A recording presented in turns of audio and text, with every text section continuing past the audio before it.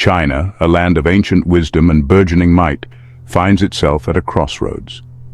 This nation, with its rich tapestry of history and culture, now faces a challenge that transcends time and technology.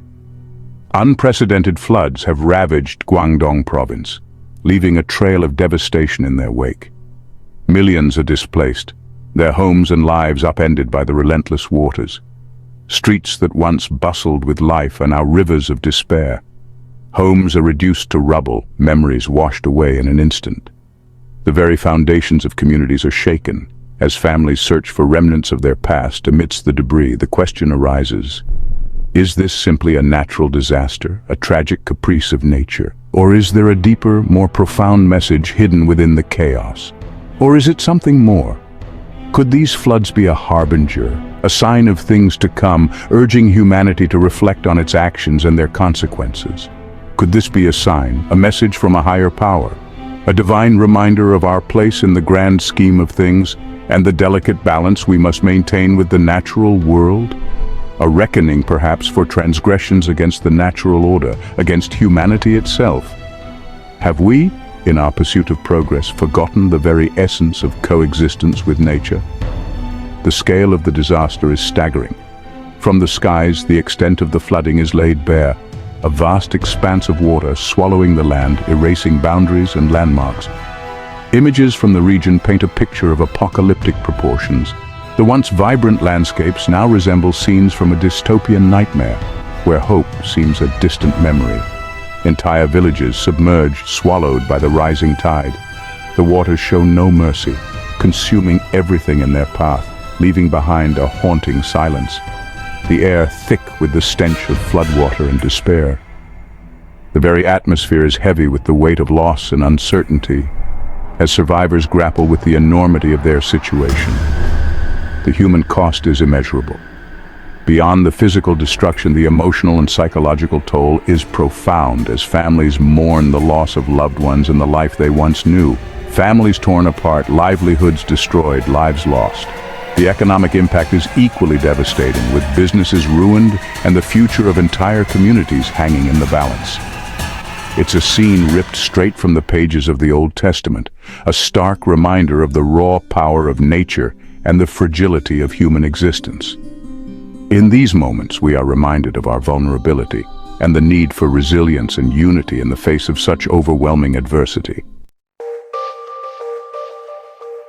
Climameter.org, a leading source for climate data, paints a grim picture. Rainfall in Guangdong this year has been off the charts, shattering all previous records. Rivers have burst their banks, transforming once fertile land into a swirling vortex of mud and debris. The economic impact is already being felt, with billions of dollars in damage to infrastructure and agriculture. The human cost, however, is far greater and more difficult to quantify. The Chinese government, known for its tight control over information, has been relatively transparent about the scale of the disaster. State media has been broadcasting images of the floods and the ongoing relief efforts, perhaps in an attempt to rally the nation and project an image of strength and resilience. But behind the carefully curated narrative, there are whispers of discontent, whispers that the government's response has been slow and inadequate, whispers that the true extent of the devastation is being downplayed. The idea of natural disasters as divine retribution is as old as civilization itself. From the earliest days of human history, people have sought to understand the world around them, and in doing so, they often turn to the divine for explanations. The concept of divine retribution provided a way to make sense of the seemingly random and often devastating events that shaped their lives. From the great flood of Noah, which is said to have wiped out nearly all of humanity, to the plagues that ravaged Egypt, history is replete with examples of societies interpreting cataclysmic events as punishment from the gods. These stories, passed down through generations, served as both warnings and lessons, teaching people about the consequences of their actions and the power of the divine. The ancient Greeks believed that hubris, or excessive pride, would be met with swift and terrible retribution from Zeus. This belief was deeply ingrained in their culture and was reflected in their myths and legends. The story of Icarus, who flew too close to the sun, and the tale of Oedipus, who defied the god's will, are just two examples of how the Greeks used the concept of divine retribution to explain human suffering and misfortune. The Romans too had their own pantheon of deities who could unleash their wrath upon the wicked. They believed that the gods were constantly watching over them, ready to punish those who strayed from the path of righteousness. This belief was reflected in their rituals and practices as they sought to appease the gods and avoid their wrath.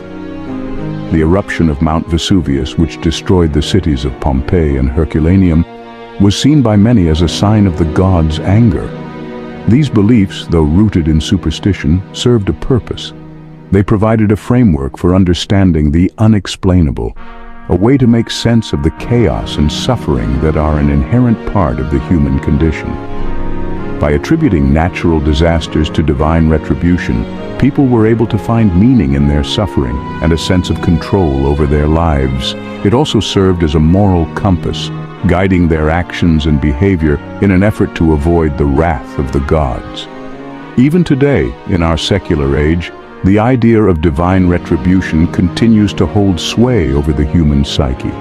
Despite advances in science and technology, many people still turn to the divine for answers when faced with disaster.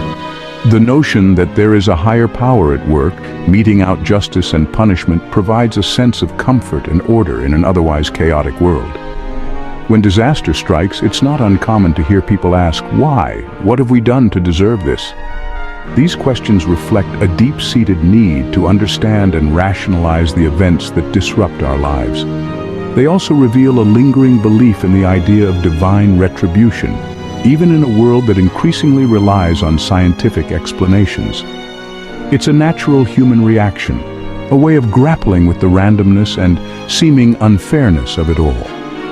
By seeking answers in the divine, people are able to find a sense of purpose and meaning in their suffering. It also allows them to feel a sense of control, believing that their actions can influence the outcome of events. But is there any truth to it? Are natural disasters really a form of divine punishment? This question has been debated for centuries, with no definitive answer.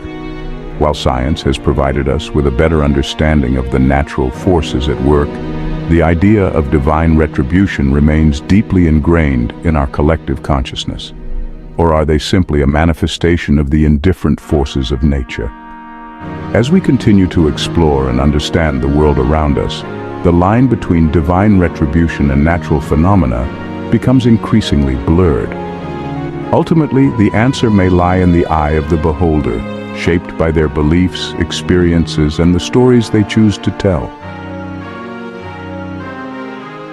Section 4. The Mandate of Heaven, China's Unique Covenant.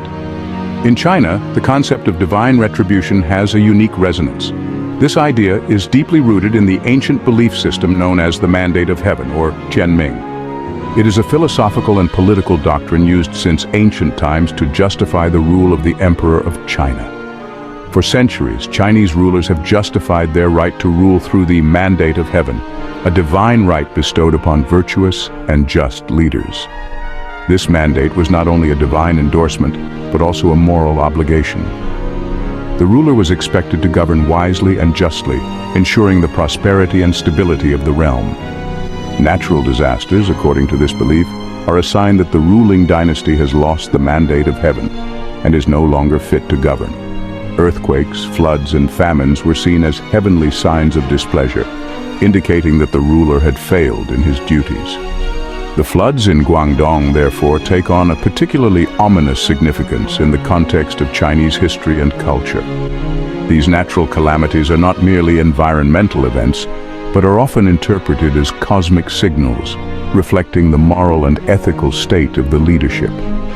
Could these floods be interpreted as a sign that the current regime has strayed from the path of righteousness?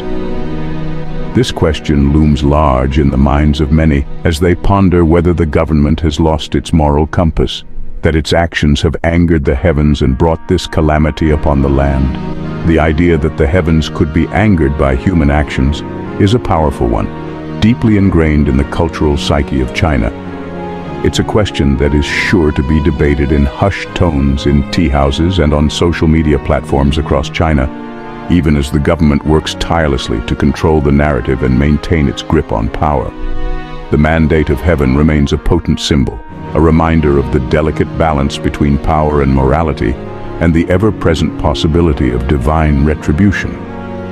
Historical records are replete with examples of dynasties that rose and fell under the weight of this mandate. The fall of the Shang dynasty and the rise of the HYEW, for instance, were attributed to the loss and gain of the mandate of heaven.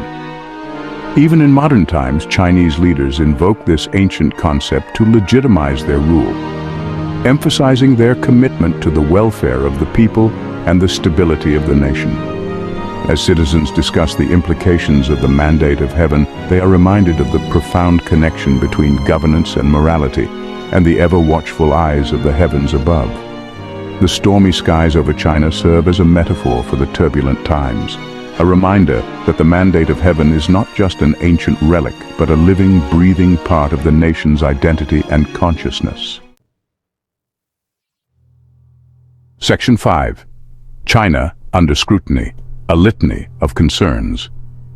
In recent years, China has faced growing international criticism for its human rights record, its aggressive foreign policy, and its handling of the COVID-19 pandemic.